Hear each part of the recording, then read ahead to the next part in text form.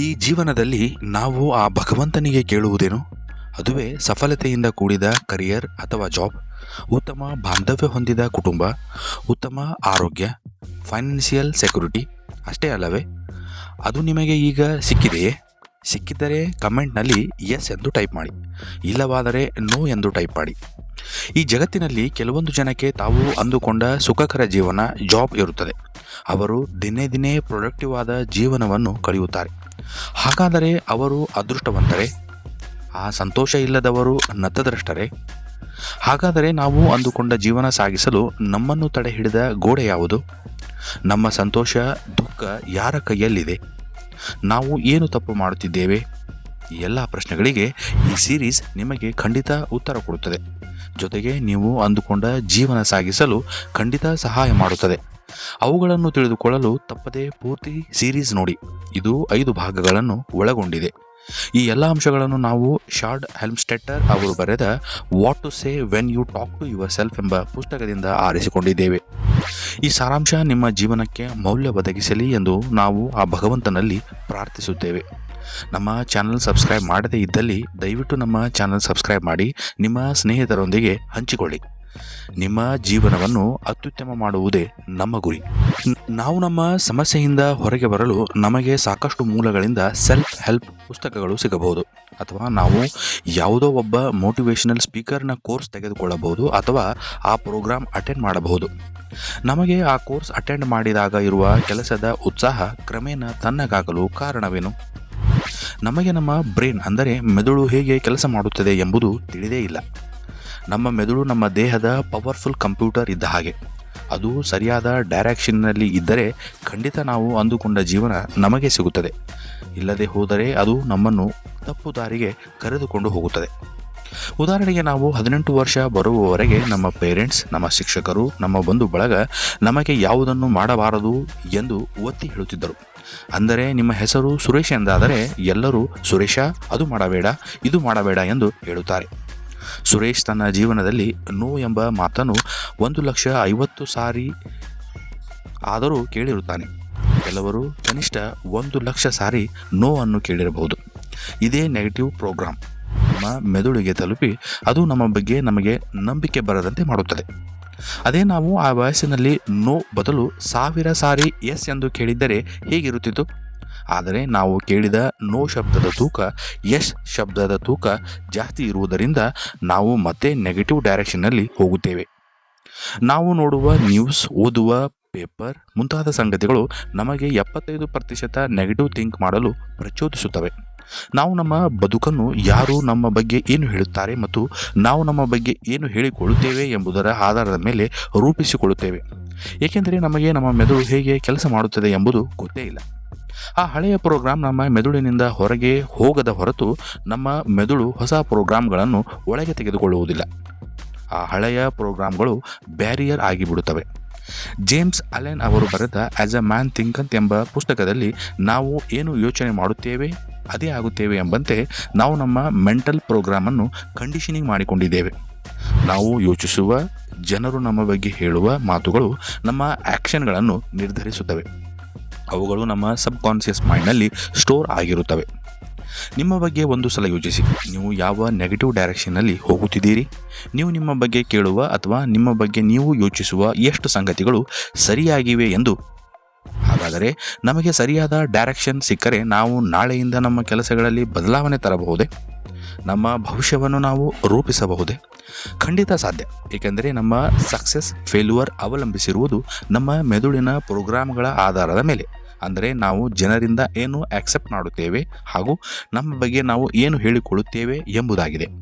ನಮ್ಮ ಬ್ರೈನ್ ನಾವು ಏನು ಬಿಲೀವ್ ಮಾಡುತ್ತೇವೆ ಅದನ್ನು ಬಿಲೀವ್ ಮಾಡುತ್ತದೆ. ಅದಕ್ಕೆ ಯಾವುದೇ ಚಾಯ್ಸ್ ಇಲ್ಲ.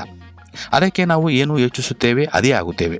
ಹೀಗಾಗಿ ನಾವು ನಮ್ಮ ಬ್ರೈನ್ ಎಂಬ ಪರ್ಸನಲ್ ಕಂಪ್ಯೂಟರ್ ಬಗ್ಗೆ ತಿಳಿದುಕೊಳ್ಳುವುದು ತುಂಬ ಮುಖ್ಯ. ನಾವು ನಮ್ಮ ಹಳೆಯ ಪ್ರೋಗ್ರಾಮ್ಗಳನ್ನು ಹೇಗೆ ತೆಗೆದುಹಾಕಬೇಕು, ಹೊಸ ಪ್ರೋಗ್ರಾಮ್ ಹೇಗೆ ಅಳವಡಿಸಿಕೊಳ್ಳಬೇಕು ಎಂಬುದನ್ನು ಮುಂದೆ ತಿಳಿಯೋಣ. ಅವುಗಳನ್ನು ತಿಳಿಯಲು ನೀವು ಉತ್ಸುಕರಾದರೆ ದಯವಿಟ್ಟು ನಮ್ಮ ಚಾನಲ್ ಸಬ್ಸ್ಕ್ರೈಬ್ ಬಟನ್ ಕ್ಲಿಕ್ ಮಾಡಿ, ಈ ವಿಡಿಯೋ ಲೈಕ್ ಮಾಡಿ. ನಾವು ನಮ್ಮ ಜೀವನದಲ್ಲಿ ಯಾವುದು ವರ್ಕ್ ಆಗುತ್ತದೆ, ಯಾವುದು ವರ್ಕ್ ಆಗುವುದಿಲ್ಲ ಎಂಬುದನ್ನು ಮೊದಲು ತಿಳಿದುಕೊಳ್ಳಬೇಕು. ನಾವು ಸೆಲ್ಫ್ ಹೆಲ್ಪ್ ಪುಸ್ತಕ ಓದುವಾಗ ಅದು ನಮಗೆ ಸಾಕಷ್ಟು ಪಾಸಿಟಿವ್ ವೈಬ್ಸ್ಗಳನ್ನು ಕೊಡಬಹುದು. ಆದರೆ ಆ ಪುಸ್ತಕ ಓದಿ ಮುಗಿಸಿದ ಕೆಲವು ದಿನಗಳ ನಂತರ ನಾವು ಆ ಪಾಸಿಟಿವ್ ವೈಬ್ಸ್ಗಳಿಂದ ದೂರ ಆಗಿರುತ್ತೇವೆ. ಇದಕ್ಕೆ 3 ಪ್ರಮುಖ ಕಾರಣಗಳಿವೆ. 1, ನಾವು ನಮ್ಮ ಕೆಲಸಗಳಲ್ಲಿ ನಿರಂತರತೆಯನ್ನು ಕಾಪಾಡಿಕೊಳ್ಳುವುದಿಲ್ಲ. 2, ನಮ್ಮ ಮೆದುಳು ಹೇಗೆ ಕೆಲಸ ಮಾಡುತ್ತದೆ ಎಂಬುದು ನಮಗೆ ಗೊತ್ತೇ ಇರುವುದಿಲ್ಲ. 3, ನಮ್ಮ ಹಳೆಯ ಪ್ರೋಗ್ರಾಮ್ಗಳನ್ನು ಹೊಸ ಪ್ರೋಗ್ರಾಮ್ ಮಾಡುವ ವಿಧಾನ ಗೊತ್ತಿರುವುದಿಲ್ಲ. ಈ 3 ಸಮಸ್ಯೆಗಳಿಗೆ ಪರಿಹಾರವೇ ಸೆಲ್ಫ್ ಟಾಕ್, ಅಂದರೆ ನಮ್ಮ ಬಗ್ಗೆ ನಾವು ಮಾತನಾಡಿಕೊಳ್ಳುವುದು. ನಮ್ಮ ಮೆದುಳು ಪರ್ಸನಲ್ ಕಂಪ್ಯೂಟರ್ ಇದ್ದ ಹಾಗೆ. ಇದು ತುಂಬ ಪವರ್ಫುಲ್. ಯುವಕರಲ್ಲಿ ಇದರ ತೂಕ 1500 ಗ್ರಾಮ್. ಇದರಷ್ಟು ಪವರ್ಫುಲ್ ಇರುವ ಕಂಪ್ಯೂಟರ್ ಇನ್ನೂ ಕ್ರಿಯೇಟ್ ಆಗಿಲ್ಲ. ಇದು ನೋಡಲು ಒಂದು ಕಾಲಿಫ್ಲವರ್ ತರಹ ಇದ್ದರೂ ಇದರ ಶಕ್ತಿ ಅದ್ಭುತ. ಕಂಪ್ಯೂಟರ್ 3 ಭಾಗಗಳನ್ನು ಹೊಂದಿದೆ. 1, ಇನ್ಪುಟ್ ಡಿವೈಸ್ ಅಂದರೆ ಕೀಬೋರ್ಡ್. 2, ಔಟ್ಪುಟ್ ಡಿವೈಸ್ ಅಂದರೆ ಡಿಸ್ಪ್ಲೇ. 3, ಪ್ರೋಗ್ರಾಮ್ ಡಿವೈಸ್ ಅಂದರೆ ಡ್ರೈವ್ ಅಥವಾ ಪ್ರೋಗ್ರಾಮ್ಡ್ ಡಿಸ್ಕ್. ಇದೇ ರೀತಿ ನಮ್ಮ ಮೆದುಳು 3 ಭಾಗವಾಗಿದೆ. 1, ಇನ್ಪುಟ್ ಅಂದರೆ ನಮ್ಮ 5 ಸೆನ್ಸ್ಗಳನ್ನು ಒಳಗೊಂಡಿದೆ. 2, ಔಟ್ಪುಟ್, ಇದು ನಮ್ಮ ಆ್ಯಕ್ಷನ್ಗಳನ್ನು ಒಳಗೊಂಡಿದೆ. 3, ನಮ್ಮ ಮೆಂಟಲ್ ಪ್ರೋಗ್ರಾಮ್ ಅಂದರೆ ನಮ್ಮ ಸಬ್ ಕಾನ್ಷಿಯಸ್ ಮೈಂಡ್ ಹೊಂದಿದೆ. ಕಂಪ್ಯೂಟರ್ನಲ್ಲಿ CPU ಕಂಟ್ರೋಲ್ ಸಿಸ್ಟಮ್ ಇದ್ದ ಹಾಗೆ ನಮ್ಮ ಮೆದುಳು ನಮ್ಮ ಕಂಟ್ರೋಲ್ ಸಿಸ್ಟಮ್ ಆಗಿದೆ. ಅದು ನಮ್ಮ ನ್ಯೂರಾನ್ ಮುಖಾಂತರ ನಮ್ಮ ದೇಹಕ್ಕೆ ಸಿಗ್ನಲ್ಗಳನ್ನು ಕಳಿಸುತ್ತದೆ. ಅದು ನಮ್ಮ ಆ್ಯಕ್ಷನ್ ಅಂದರೆ ನಮ್ಮ ಎಮೋಷನ್ಸ್, ಪ್ಲ್ಯಾನಿಂಗ್, ಡ್ರೀಮ್ಗಳ ಸ್ವಿಚ್ಚನ್ನು ಆನ್ ಮಾಡುತ್ತದೆ. ಅದು ಸರಿಯಾದ ಸ್ವಿಚ್ಚನ್ನು ಆನ್ ಮಾಡಿದರೆ ನಮ್ಮ ದೇಹದಲ್ಲಿ ಸರಿಯಾದ ಆ್ಯಕ್ಟಿವಿಟಿ ಶುರುವಾಗುತ್ತದೆ. ಇಲ್ಲದಿದ್ದರೆ ತಪ್ಪಾದ ಆ್ಯಕ್ಟಿವಿಟಿ ಶುರುವಾಗುತ್ತದೆ. ನಮ್ಮ ಯೋಚನೆ ಅಂದರೆ ಥಾಟ್ಗಳು ನಮ್ಮ ಬ್ರೈನ್ಗೆ ಕಮಾಂಡ್ ಕೊಡುತ್ತವೆ. ನಾವು ಹುಟ್ಟಿದಾಗಿನಿಂದ ನಮಗೆ ಸಾಕಷ್ಟು ಜನ ನಾವು ಏನು ಮಾಡಬೇಕು, ಏನು ಬಿಲೀವ್ ಮಾಡಬೇಕು, ಯಾವುದನ್ನು ಮಾಡಬಾರದು ಮುಂತಾದ ಕಮಾಂಡ್ಗಳು ನಮ್ಮ ಬ್ರೈನಿನಲ್ಲಿ ಪ್ರೋಗ್ರಾಮ್ ಆಗಿ ಫೀಡ್ ಆಗಿವೆ. ಅವುಗಳು ನಮ್ಮನ್ನು ನಮ್ಮ ಕೆಲಸ ಮಾಡಲು ತುಂಬ ಇನ್ಫ್ಲುಯೆನ್ಸ್ ಮಾಡುತ್ತವೆ. ಅವುಗಳನ್ನು ತೆಗೆದು ಹೊಸ ಥಾಟ್ ಅನ್ನು ಫೀಡ್ ಮಾಡುವುದು ನಮಗೆ ಕಷ್ಟವಾಗಬಹುದು. ಇವುಗಳೇ ನಮ್ಮನ್ನು ನಾವು ಅಂದುಕೊಂಡ ಜೀವನ ಸಾಗಿಸಲು ತಡೆಗಡೆ ಆಗಬಹುದು. We learn to believe. ನೀವು ಚಿಕ್ಕವರಿದ್ದಾಗ ನಿಮಗೆ ಯಾರೋ ಒಬ್ಬರು ನಿನಗೆ ಚೆನ್ನಾಗಿ ಕ್ರಿಕೆಟ್ ಆಡಲು ಬರುವುದಿಲ್ಲ ಎಂದು ಹೇಳಿದಾಗ ನೀವು ಅದನ್ನೇ ಬಿಲೀವ್ ಮಾಡುತ್ತೀರಿ. ಜೊತೆಗೆ ಅದನ್ನೇ ನಂಬಿ ಕ್ರಿಕೆಟ್ ಆಡುವುದನ್ನೇ ಬಿಟ್ಟು ಬಿಡಬಹುದು. ಆದರೆ ನೀವು ಯಾರ ಮಾತನ್ನು ಕೇಳದೆ ನಿಮ್ಮಷ್ಟಕ್ಕೆ ನೀವು ಪ್ರತಿದಿನ ಕ್ರಿಕೆಟ್ ಆಟವನ್ನು ಪ್ರಾಕ್ಟೀಸ್ ಮಾಡುತ್ತಾ ಹೋದರೆ ಹೇಗೆ? ಖಂಡಿತ ನೀವು ಉತ್ತಮ ಕ್ರಿಕೆಟ್ ಆಟಗಾರ ಆಗಬಹುದು. ನೀವು ಯಾರ ಮಾತನ್ನು ಕೇಳುವಾಗ ಅಥವಾ ಅದನ್ನು ಬಿಲೀವ್ ಮಾಡುವಾಗ ಅದನ್ನು ಒಮ್ಮೆ ಅವಲೋಕಿಸಿ. ನಾವು ಚಿಕ್ಕವರಿದ್ದಾಗ ಒಂದು ಬೋಟ್ನಂತೆ ನಮ್ಮ ಜೀವನ ಆಗಿರುತ್ತದೆ. ಅದರ ಕ್ಯಾಪ್ಟನ್ ಬೇರೆ ಬೇರೆ, ಅಂದರೆ ನಮ್ಮ ಪಾಲಕರು, ನಮ್ಮ ಶಿಕ್ಷಕರು, ನಮ್ಮ ಬಂಧು ಬಳಗ ಆಗಿರುತ್ತಾರೆ. ಅವರು ಅವರಿಗೆ ತಿಳಿದ ದಿಕ್ಕಿನ ಕಡೆಗೆ ನಮ್ಮನ್ನು ಕರೆದುಕೊಂಡು ಹೋಗುತ್ತಾರೆ.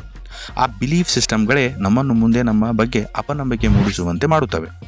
ಥೆರಪಿಸ್ಟ್ಗಳು ನಮಗೆ ಚಿಕಿತ್ಸೆ ನೀಡುವಾಗ ಒಮ್ಮೊಮ್ಮೆ ನಮ್ಮ ಬಾಲ್ಯದ ಬಗ್ಗೆ ಕೇಳಬಹುದು, ನಮ್ಮ ಬಿಲೀಫ್ ಬಗ್ಗೆ ಪ್ರಶ್ನೆ ಮಾಡಬಹುದು. ನಾವು ಚಿಕ್ಕವರಿದ್ದಾಗ ನಮಗೆ ಎಲ್ಲವೂ ತಪ್ಪಾದ ಬಿಲೀಫ್ಗಳೇ ಅಷ್ಟೇ ನಮಗೆ ಸಿಗುತ್ತವೆ ಅಂತ ಅಲ್ಲ, ಸಾಕಷ್ಟು ಒಳ್ಳೆಯ ಅಂಶಗಳು ನಮಗೆ ಸಿಗುತ್ತವೆ. ನಾವು ಒಂದೇ ದಿನದಲ್ಲಿ ನಮ್ಮ ದೇಹದ 10 kg ತೂಕ ಕಳೆದುಕೊಳ್ಳುವುದಿಲ್ಲ. ಹಾಗೆ ಎಲ್ಲ ಪ್ರೋಗ್ರಾಮ್ಗಳು ಒಂದೇ ದಿನ ನಮ್ಮಿಂದ ದೂರ ಆಗುವುದಿಲ್ಲ ಅಥವಾ ಹೊಸ ಪ್ರೋಗ್ರಾಮ್ ಫೀಡ್ ಆಗುವುದಿಲ್ಲ. ಉದಾಹರಣೆಗೆ ನಾವು 75% ರಾಂಗ್ ಪ್ರೋಗ್ರಾಮ್ ಇರುವ ಏರೋಪ್ಲೇನಿನಲ್ಲಿ ಯುರೋಪ್ ಪ್ರವಾಸ ಹೋಗೋಣ ಎಂದರೆ ನಾವು ಖಂಡಿತ ಆ ಪ್ಲೇನಿನಲ್ಲಿ ಹೋಗುವುದಿಲ್ಲ. ಏಕೆಂದರೆ ಆ ಪ್ಲೇನ್ ನಮ್ಮನ್ನು ರಾಂಗ್ ಡೆಸ್ಟಿನಿಗೆ ಕರೆದುಕೊಂಡು ಹೋಗಬಹುದು ಅಥವಾ ಕ್ರ್ಯಾಶ್ ಆಗುವ ಭಯ ನಮ್ಮನ್ನು ಕಾಡುತ್ತದೆ. ಹೀಗಾಗಿ ನಾವು ನಮ್ಮಲ್ಲಿರುವ 75% ರಾಂಗ್ ಪ್ರೋಗ್ರಾಮ್ಗಳನ್ನು ತಿಳಿದುಕೊಳ್ಳಬೇಕು, ಸರಿಯಾದ ಪ್ಲೇನ್ ಹತ್ತಬೇಕು. ನಾವು ನಮ್ಮ ಆ್ಯಟಿಟ್ಯೂಡ್ ಅಥವಾ ಬಿಹೇವಿಯರನ್ನು ಚೇಂಜ್ ಮಾಡಿದರೆ ಖಂಡಿತ ನಮ್ಮ ಕೆಟ್ಟ ಪ್ರೋಗ್ರಾಮ್ಗಳನ್ನು ನಾವು ಚೇಂಜ್ ಮಾಡಬಹುದು. ಜೊತೆಗೆ ನಾವು 1,50,000 ಸಲ ಕೇಳಿದ ಆಗದು ಎಂಬ ಶಬ್ದದ ಗೋಡೆ ಮೂಲಕ ನಾವು ಹಾದು ಹೋಗಬಹುದು. ನಿಮ್ಮ ಬ್ರೈನಿನಲ್ಲಿ ಫೀಡ್ ಆದ ಥಾಟ್ಸ್, ಬಿಲೀಫ್ಗಳನ್ನು ಒಮ್ಮೆ ಅವಲೋಕಿಸಿ. ನಾವು ಮನಸ್ಸು ಮಾಡಿದರೆ ಅವುಗಳನ್ನು ಬದಲಿಸುವ ಶಕ್ತಿ ನಮ್ಮಲ್ಲಿದೆ. ಈ ಸೀರೀಸ್ನ ಮುಂದಿನ ಭಾಗದಲ್ಲಿ ನೀವು ಸೆಲ್ಫ್ ಟಾಕ್ ಬಗ್ಗೆ ಇನ್ನಷ್ಟು ತಿಳಿದುಕೊಳ್ಳುತ್ತೀರಿ. ಹೀಗಾಗಿ ನಮ್ಮ ಚಾನಲ್ ಸಬ್ಸ್ಕ್ರೈಬ್ ಮಾಡಿ. ನೆಕ್ಸ್ಟ್ ಸೀಸನ್ಗೆ ವೇಟ್ ಮಾಡಿ. ಜೈ ಹಿಂದ್, ಜೈ ಕರ್ನಾಟಕ.